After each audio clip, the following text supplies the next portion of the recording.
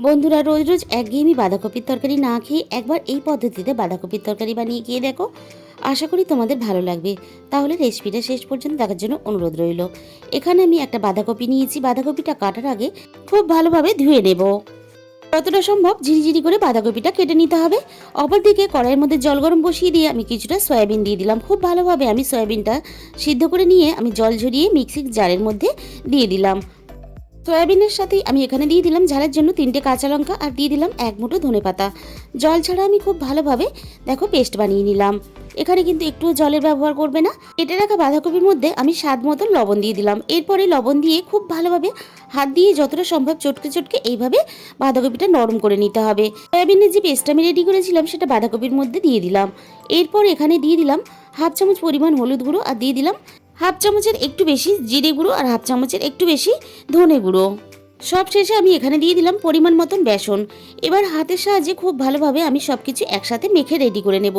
এখানে আমার আরও একটু বেসনের প্রয়োজন হয়ে পড়েছে, তাই আরও একটু বেসন দিয়ে দিলাম। এবার খুব ভালোভাবে মেখে আমি রেডি করে নিলাম। এইভাবে চ্যাপটা চ্যাপটা শেপ দিয়ে আমি গরম তেলের মধ্যে বাঁধাকপির বড়াগুলো ভেজে নেব।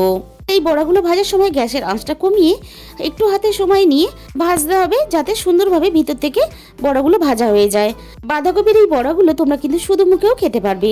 আর এইভাবে বড়াগুলো ভেজে রেডি করে নিয়ে বাকি বড়াগুলো কিন্তু আমি একইভাবে তেলের মধ্যে দিয়ে উল্টোপাল্টে ভেজে রেডি করে নেব। আমি এই রেসিপিটা নিরামিষ বানাচ্ছি, তোমরা কিন্তু চাইলে এখানে পেঁয়াজেরও ব্যবহার করতে পারো। বাকি বড়াগুলো আমি একইভাবে ভেজে রেডি করে তুলে নিলাম। ওই একই তেলের মধ্যে আমি দিয়ে দিলাম অল্প একটু ফোড়নে গোটা জিরে আর দিয়ে দিলাম আদা ও টমেটো বাটা। আদা ও টমেটোর কাঁচা গন্ধটা চলে যাওয়া পর্যন্ত আমি একটু নাড়াচাড়া করে কষিয়ে নেব। এরপরে দিয়ে দিলাম এখানে হাফ চামচ পরিমাণ হলুদ গুঁড়ো, দিয়ে দিলাম হাফ চামচের একটু বেশি ঝাল লঙ্কার গুঁড়ো আর দিয়ে দিলাম এখানে 1 চামচ ধনে গুঁড়ো আর দিয়ে দিলাম 1 চামচ জিরে গুঁড়ো। মশলাটা একটু হালকা নাড়াচাড়া করে মিশিয়ে নিয়ে সামান্য পরিমাণ জল দিয়ে দিলাম, যাতে না মশলাটা তলা থেকে পুড়ে যায়। এবার খুব ভালোভাবে মশলাটা কষিয়ে নিয়ে আমি এখানে আগে থেকে সিদ্ধ করা একটা বড় সাইজের আলু দিয়ে দিলাম আর দিয়ে দিলাম আলুর সাথে স্বাদ মতো লবণ। এবারে খুব ভালোভাবে আলুর সাথে মশলাটা কষিয়ে নেব। তোমরা চাইলে এখানে আলু ব্যবহার নাও করতে পারো, আবার আলুটাকে কাঁচা অবস্থায় ভেজে এখানে রান্না করতে পারো। তবে সিদ্ধ আলু দিয়ে রান্না করলে এই রান্নাটা খেতে বেশি ভালো লাগে।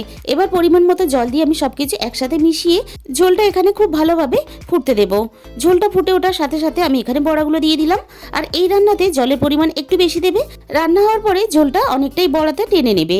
আর ঝোলের মধ্যে বড়াগুলো খুব বেশিক্ষণ আমি এখানে ফোটাবো না, 2 থেকে 3 মিনিট ফোটাবো, তা না হলে বড়াগুলো ভেঙে যেতে পারে। এবারে গ্যাসের ফ্লেমটা অফ করে দিয়ে সব শেষে এখানে দিয়ে দিলাম গরম মশলার গুঁড়ো। তাহলে আজকের এই রেসিপিটা ভালো লাগলে অবশ্যই আমার চ্যানেলটাকে সাবস্ক্রাইব করে নিও। এরকম নতুন নতুন অনেক রেসিপি পেতে তোমাদের মূল্যবান সময় দিয়ে এতক্ষণ রেসিপিটা দেখার জন্য তোমাদের সবাইকে অসংখ্য ধন্যবাদ।